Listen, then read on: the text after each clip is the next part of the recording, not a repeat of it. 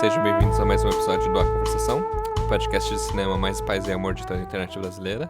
Eu sou o Thiago Santana. Isso era o grande... Não, eu nunca falei que era o grande. Eu avisei que animal. não é animal, mas é bom o suficiente. Não, Thiago, não. A gente já tá desfalcado, né? Não. Vai ser feio esse podcast. Não, tá legal. Deu mas... azar. Deu azar. Começou errado, começou com o pé esquerdo.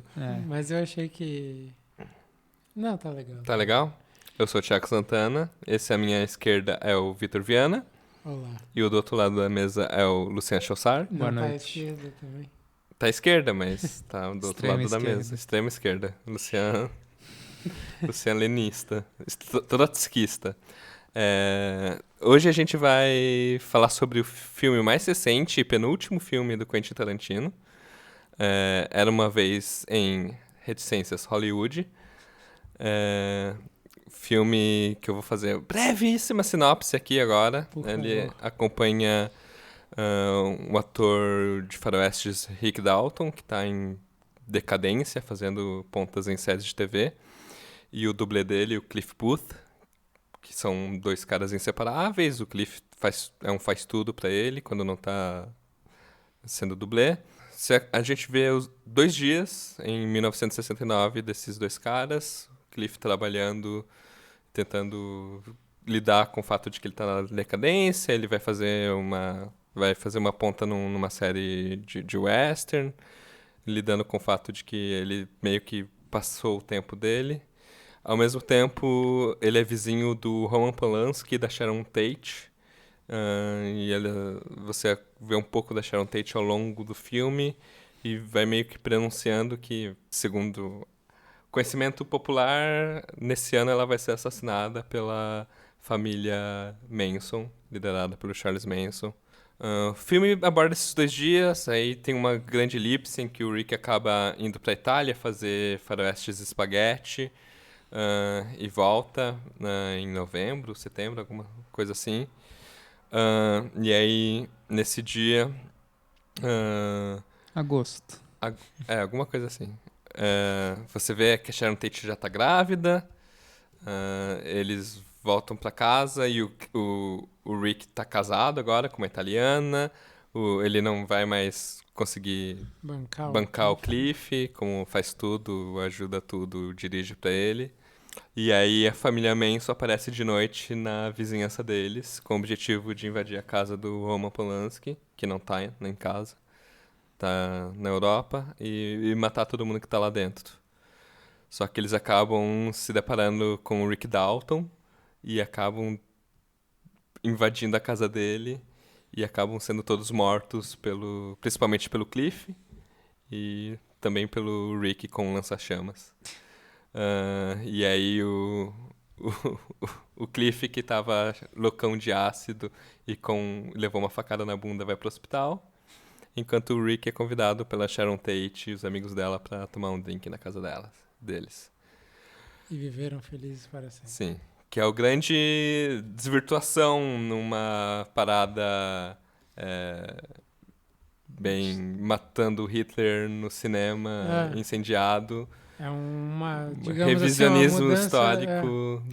No Django Livre também tem isso, né? Eu acho que é uma toada que o Tarantino vem fazendo nos últimos filmes dele, né? Sim. Tirando Os Oito Odiados.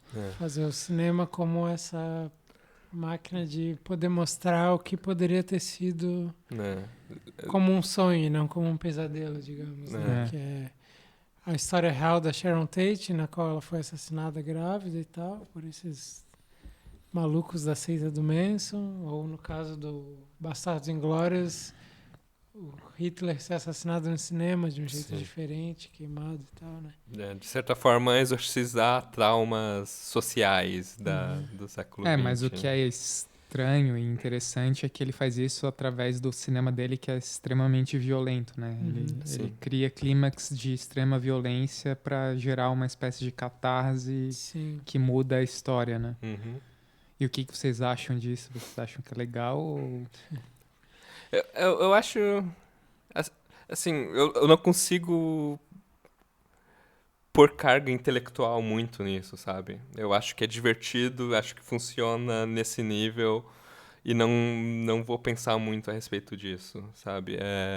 O final desse filme, o final de Bastardos Inglórios, é bom de ver, é legal, é divertido e eu acho que ele tá mais tentando fazer espetáculo mesmo, no fim das contas, adiantando já algumas coisas que eu quero falar nesse a respeito. filme eu não sei se é tanto. No Bastardos Inglórios eu acho que tem um final mais espetacular e ao mesmo tempo eu acho que funciona melhor a coisa de se resolver numa história diferente, assim, né? Eu acho que eu concordo. tem isso, porque é catártico mesmo, né? A coisa, até pelo como o drama todo se desenvolve no filme, né?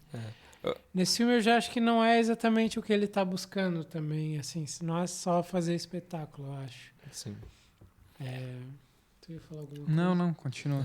Não, eu penso assim, por exemplo, pra mim funciona até mais do que na cena em que a coisa não acontece, em que, tipo, fica quase, e se os assassinos entrassem na casa errada, né? E nessa casa tivesse um dublê, e aí tem uma homenagem pros dublês, como ele já tinha feito numa prova de morte, assim, né? De, tipo, tirar esse cara que vive na sombra dos astros pra... No caso Seu da prova de verdadeiro morte herói. não era um Herói. cara, era uma mina, né? Era a dublê Que ela aparece da no uma filme turma, também. que é a estrela daí. E nesse, enfim, é um astro fazendo um dublê, mas mostrando esse lado que, tipo, né? E se tivesse esse dublê que é capaz de tudo, né? Como eles falam no filme, né?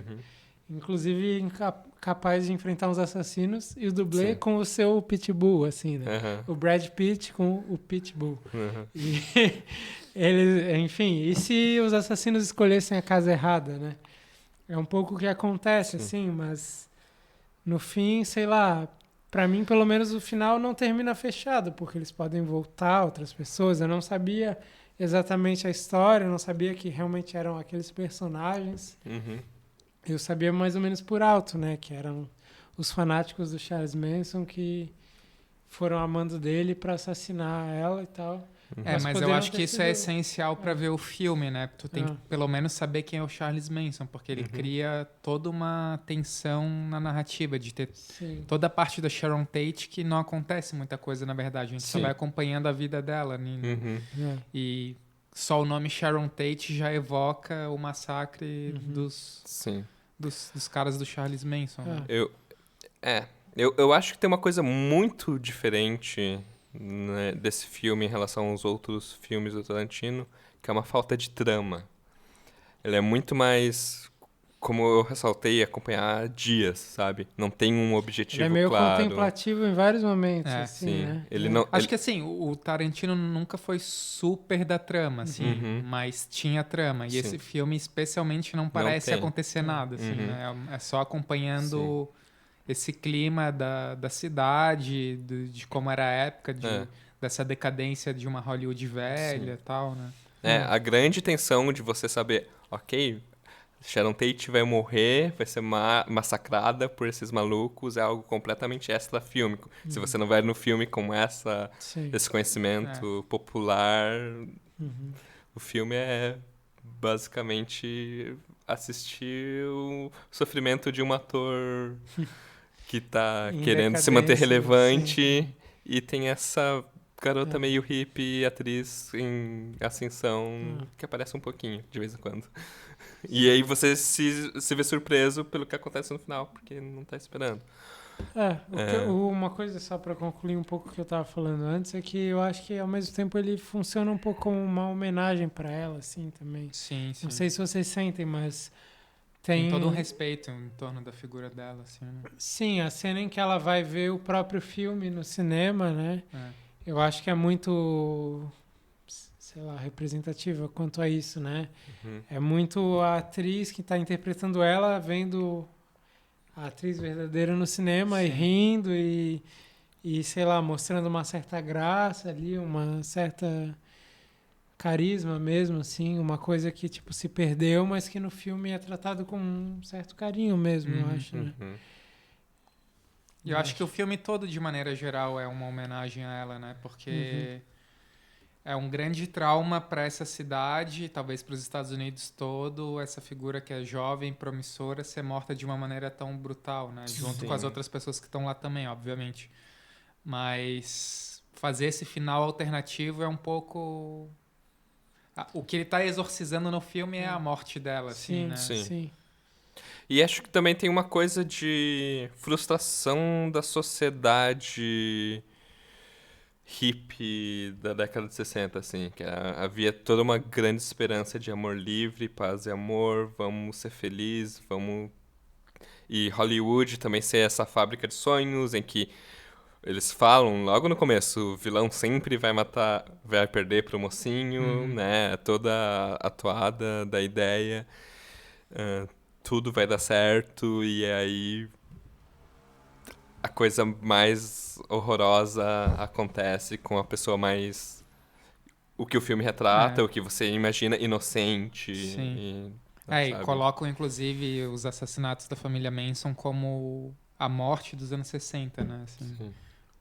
É no final dos anos 60, mas não é só isso. Ela destrói todo um espírito livre, leve, jovem que a Sharon Tate tinha, que era um pouco...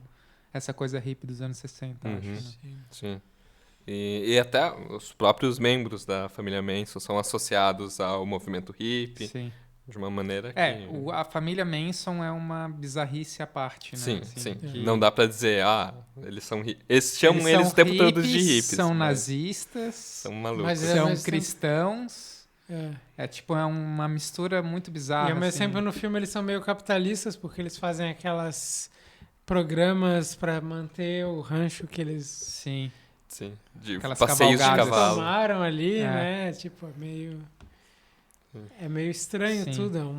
É muito bizarro. E eu acho que o filme consegue manter um pouco essa bizarrice. Isso eu acho legal, né? Sim. Começa aparecem só aquelas meninas bonitinhas, hippies lá na rua, andando. E de repente, quando tu vai aprofundando, tu vai vendo que a coisa é muito mais estranha do que...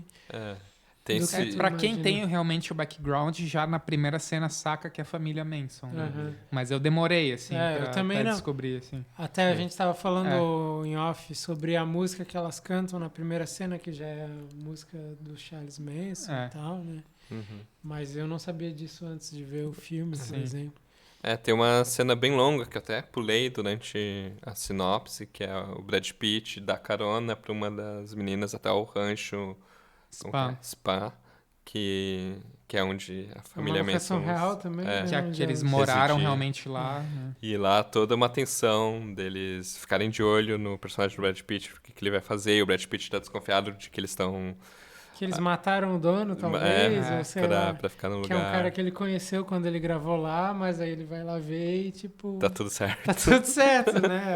Aparentemente... Cria todo um falso suspense nessa cena, né? Que parece gratuito, mas se tu for pensar, o Charles Manson tá lá também, né? Sim. Ele tá em algum lugar ali e ele não aparece, assim. E talvez o medo tenha a ver com isso também, né? Pode ser também. É uma cena muito tensa e é bastante interessante pra pouca coisa que acontece. O que é o grande mérito da cena, né? É a parte interessante. Sim. E só pra contextualizar, assim, falando um pouco da família Manson, por que eles foram matar Sharon Tate, né? Que é isso que o filme muda. Eles eram loucos, né? Completamente pirados. O Manson tinha uma influência muito grande em cima de mulheres e criava uma espécie de seita em torno disso. E ele tinha uma espécie de visão apocalíptica do mundo. Ele ouviu o álbum branco dos Beatles, em específico a música Helter Skelter, que é uma música meio precursora do heavy metal no rock. E ele viu uma mensagem ali que confirmava as coisas que ele já estava pensando, de que ia haver um apocalipse, que os negros iriam dominar os brancos, ia ter uma espécie de guerra civil entre brancos e negros. E quem iria se safar seria justamente a família Manson, que ia ficar protegida numa cidade subterrânea no deserto, e daí ia sair. E quando eles saíssem, eles iam comandar o mundo, porque os negros não têm capacidade de comandar as coisas. E eles queriam, de alguma forma, já atiçar essa guerra civil com esses assassinatos. Eles queriam botar nas costas de alguns negros. Completamente insano. Péssimo plano. E ainda tem toda uma ligação deles com música. Eles quiseram ser músicos, gravar discos. Tiveram uma relação próxima com um dos integrantes do Beach Boys. Chegaram a morar na casa deles. O ex-morador da casa da Sharon Tate e do Roman Polanski é um gravador de discos que o Charles Manson tentou fazer a gravação e foi recusado. Que é o cara que ele tá procurando. Que ele tá procurando na cena no começo. que ele aparece no filme, é o cara que ele tá procurando. Né? Então, é uma coisa muito doida, é muito mais potente do que a ficção normal, assim, né? É uma maluquice do caralho. Assim. São coisas que o Tarantino nem aborda, assim, né? Não tá... O máximo que ele fala é do tipo, eles ficavam tendo umas sessões de LSD e que eles piravam, né? Mas é meio vago. Acho até que uma das coisas que eu não gosto tanto é quando eles aparecem um pouco antes do assassinato e eles estão falando de um jeito meio superficial e óbvio que não poderia ser muito profundo porque é uma coisa muito desconhecida, mas ao mesmo tempo é meio... Parece que ele tá querendo largar muito. Ele fez piada assim. demais. Ele fez piada demais com quem eram aqueles caras. Tipo, aquilo ali que ele mostra não é muito suficiente, né? Tipo... Mas é um pouco que o Tarantino meio faz também, geralmente, né? Ele trabalha com toda essa coisa da violência e ele deixa a violência leve de alguma forma. Sim. Né? Ele tira a potência assustadora da violência pra tornar ela cômica. Sempre. É sempre engraçado. E é o que ele tá fazendo nessa cena também, pegando uma das coisas mais macabras que aconteceram nos Estados Unidos e tirando todo o peso dramático delas. Sim. Assim, né? Mas... mas também... O grosso do filme não é isso, né? Não. O grosso do filme é o Rick Dalton. É você acompanhar... Ainda mais, é o bromance entre o Rick Dalton e o Cliff. Assim. Se tu for pensar no que se resolve na cena do massacre no final, que vira um massacre revertido, né? Porque o Cliff, né, mata os assassinos. No fim, vira o fortalecimento da relação do Rick com o Cliff, né? Sim. Que, tipo, eles iam terminar, né? Iam terminar o bromance lá, o Rick ia demitir ele porque não tinha mais como pagar e o Cliff se mostra o cara imprescindível lá que salva a vida dele. Né? E potencialmente o Rick vai virar amigo da Sharon Tate e estrelar o próximo filme do Roman Polanski. Sim. Que é um pouco, né, tipo, o que ele tava faltando pra ele no filme inteiro. Alguém que reconhece ele como um ator, né? Ele estava uma festa de piscina de... estar no filme do Roman Polanski. Porque eles têm uma conversa por interfone que ele descobre não tanto a Sharon Tate, mas principalmente o melhor amigo dela, que é o Jeff, acho, né? Jay Sebring. Desculpa. Que, tipo, conhece os filmes dele, onde ele participou e, tipo, aí ele se sente valorizado, né? Mas também o grande volume do filme é o bromance deles... Que até você pode imaginar eles com um personagem só, de certa forma. Porque eles são duas facetas de uma mesma coisa. Porque um não vive sem o outro. O Cliff não tem uma carreira, senão é o Rick. E o Rick faz tudo... eu acho que o Cliff faz tudo... É, de certa forma, um tema do filme, né? Essa coisa meio que da sombra, do duplo, sei lá, que é...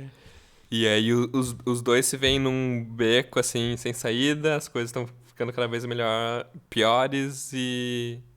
Cada um tem uma reação diferente também. O Cliff tá meio de boa. Ele sabe que consegue sobreviver. Ele tem um passado obscuro que é pouco falado no filme. Parece que ele matou a esposa dele. E passou um tempo na cadeia. E ninguém gosta dele. Mas tá tudo dando errado e ele... continua curtindo a vida já. O Rick tá desesperado, assim. Tá... Mas é justamente essas coisinhas acontecendo que acho que preenchem o filme, assim. O filme é meio sobre nada, como a gente falou, né? Tirando ali a parte final. E acho que o grosso do filme é eles andando de carro, fazendo coisas, assim. E é meio que vivendo o que é a cidade ali na época, assim, né? E eu acho que isso o Tarantino faz bem, assim. Ele consegue só os caras ali curtindo ali, de boa, e é massa, assim. É gostoso de ver o filme nesse momento, assim, né? Vocês gostaram do filme? Sim. Eu não sei, algumas coisas sim, algumas coisas não, assim.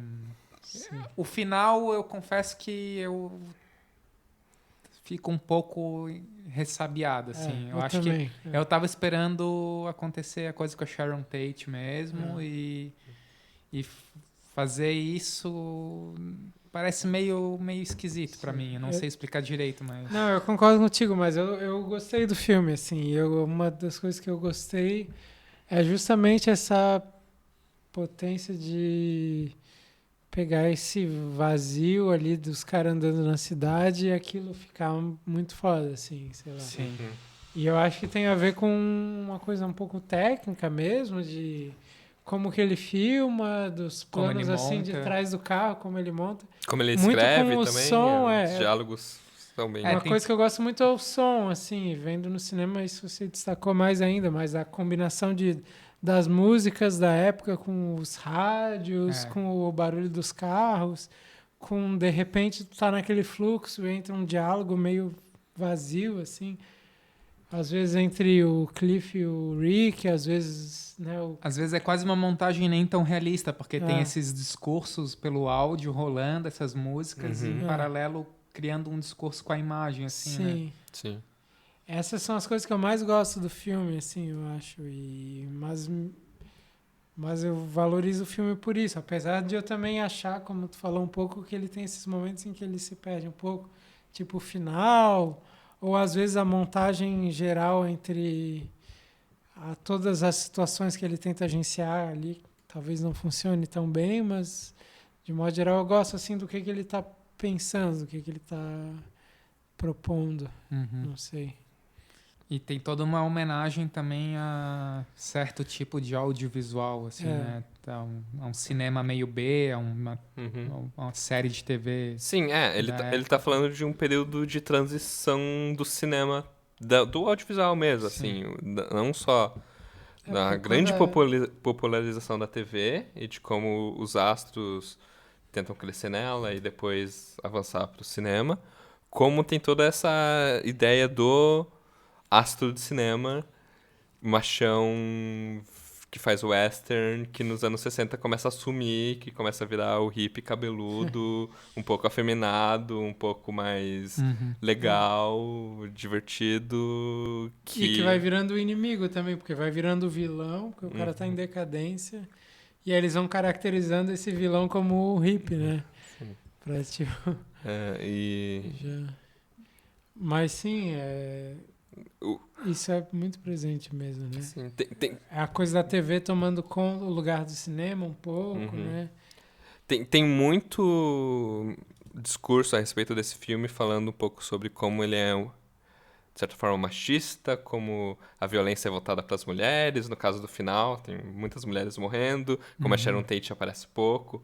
Mas eu também acho que isso meio que se resolve porque é um filme sobre uma masculinidade ferida, assim. Sobre um machismo, uma ideia de homem do cinema que vai sumindo cara, da tela. O filme é cheio de nuance, não tem como não é só isso, sem dúvida. Eu acho que ele também mostra o machismo como um dado presente da época, da mesma forma que ele mostra as pessoas fumando no restaurante. Sim, né? Assim, acho que em alguns momentos ele quer realmente, talvez, brincar com isso, do tipo, o cara que mata a mulher ali na cena, em que é tipo... É meio aquela cena mais pesada, assim, se tu pensar, né? Tipo, o que a gente tem de dado dele matar a mulher é que a mulher tava enchendo o saco dele, né? Ela tava, tipo, falando e ele perde a paciência e mata ela. É isso que a gente tem. Obviamente, uma coisa completamente aberrante, assim. Mas talvez na época fosse algo... Né? Eu acho que eles querem mostrar um pouco como um dado da época mesmo. Sim. E, obviamente, não é bonito, né? Cara, hoje qualquer coisa que fuja de uma agenda mais feminista acaba sendo atacada de forma meio geral. Assim, né? Então, Tarantino é um cineasta que gosta de desenvolver a masculinidade dele nos filmes. Tem cena de sexo, tem cena de pé, cena de várias coisas desse tipo. Então ele com certeza vai ser alvo de ataques desse tipo. Esse filme tem um contraste de cena de pé feminino, né? da hippie com os pés limpos em comparação com a Sharon Tate com os pés imundos no cinema, assim. Eu não sei o que isso significa, assim, eu reparei nisso, assim, pelos closes que ele dá e tal. Sim. Tem uma última coisa que eu queria comentar, que é quando eu vejo gente reclamando do Tarantino, que é o excesso de referências, o excesso de quanto ele copia coisas antigas e reconstrói para as coisas dele. Eu acho que tem muito nesse filme, tem muita referência, tem muita... Provavelmente mais do que a gente sabe, né? Sim, com certeza. Mas eu acho muito mais orgânico. Eu acho que ele tá bebendo de duas fontes que fazem muito sentido nesse filme. Um é a época que ele viveu como criança, mas que ele tem experiência e usa os filmes, o que tem de produção audiovisual dentro dessa época de uma forma orgânica, porque ele tá falando da produção audiovisual dessa época. E os próprios filmes dele, sabe? Tem muita coisa dos filmes que ele já fez dentro, sabe? Sim, por exemplo, a chefe dublê que é a dublê do A Prova de Morte. Ela aparece como uma chefe nesse filme, ela já tá em outra posição. Mas eu acho que quem já viu ela no outro filme vai saber. Quem não viu vai achar que é uma atriz normal. O Michael Madsen tem uma pontinha no... Nesse filme, como um cowboy, com o mesmo lencinho no pescoço que ele tá nos 8 Odiados, assim. Tem várias pequenas coisas que ele tá trazendo dele próprio pra esse filme. Que eu acho, beleza, você tá copiando a si mesmo já, então você pode. Mas sim, eu sinto que a coisa das referências... Nesse filme, pelo menos, flui de um jeito mais orgânico, assim. Eu acho que ele encara como se fosse easter eggs, assim. Ele vai botando várias coisinhas aí, quem vê, viu, mas não é... Não chama atenção. Não chama atenção. Tem uma homogeneidade no filme, né? Eu acho que em outros cineastas, ou talvez até em outros filmes dele, isso seja mais falso, mas... Nesse, pelo menos, eu achei que ele conseguiu construir a história em cima disso, que talvez seja um pouco a vida dele também, de ter crescido nessa cidade, nessa época e tal. E eu também acho o pequeno arco que o Rick tem, pelo menos naquele dia que ele tá atuando na série de TV, bom, assim. Sim. A gente não falou muito disso, mas é uma coisa importante, né? A coisa dele conseguir se reinventar um pouco como ator, dele, tipo, ser um ator decadente de TV, mas que se confronta com a menina de 8 anos, que tem um super método de atriz. E ele, tipo, pensa, porra, eu posso fazer melhor. E ele vai lá e faz a melhor cena de atuação. Primeiro ele erra, né? Ele erra as falas e tal, fica puto, entra em crise, e daí ele dá o melhor de si. Essa é um arco muito... É o pouco de arco de construção de personagem que tem nesse filme, mas é muito bom. Mas que tem a ver com o contexto, né? Do filme também, do tipo de ator que estava ali, o cara resolver ir para um filme que talvez artisticamente depois ficou mais importante, que são os westerns de Spaghetti, que até aquele momento ele recusava. Uns filmes bosta italiano, assim. E aí hoje em dia um monte de gente, caralho, imagina. Sim, são mais relevantes do que as séries que ele fazia na TV, que ele dava mais importante, né? Então, sei lá, acho que ele constrói essa relação dos filmes B. E ele tem toda uma diversão, né? Ele se diverte muito, aparentemente, fazendo os pastiches, as coisas assim, né? Sim. De série western, de filme italiano, spaghetti, western. Quando eu falei no começo do programa sobre espetáculo, que eu tava pensando, e eu pensei antes de vir pra cá, o Tarantino nunca fez um filme triste. Mas esse eu acho o filme mais triste, melancólico dele. Mais melancólico, mas ele tem um final super otimista, né? Mas não é otimista, ele é melancólico. Mas é porque tem no subtexto que Sharon Tate morreu, entendeu? Sim, Fica uma coisa meio agridoce, assim. Eu acho também que ele é tipo... Ele não é otimista exatamente, ele é mais redentor, talvez, mas ele é melancólico o filme, assim. A cena que ela tá no cinema, pra mim, é muito triste, assim. Sei lá, tu vê aquela vivacidade que tu sabe que vai morrer, assim, né? Aquela coisa que, tipo... Sim, mas a vida real é triste. O filme é divertido. Sim. Né? Sim. Se a vida real não fosse ruim, o filme ia ser super nada. É isso, então? É isso. Obrigado por nos ouvirem em formato podcast. Obrigado por nos assistirem em formato vídeo no YouTube. Não tem próximos filmes, né? Nada, tem nunca. Tem o do James Gray no Espectro. Tem o do James Gray pra estrear. Hoje saiu o trailer do filme do Coringa, com o nosso caro Joaquin Phoenix. Pode ser. Pode ser. Não sei quando vai estrear, mas... Porra, que trailer. Sério? É legal. Sim. Depois a gente bota. Eu já vi um trailer antes que não era, não sei se era esse. Vamos ver, vamos conversar depois. E esse foi mais um episódio do A Conversação.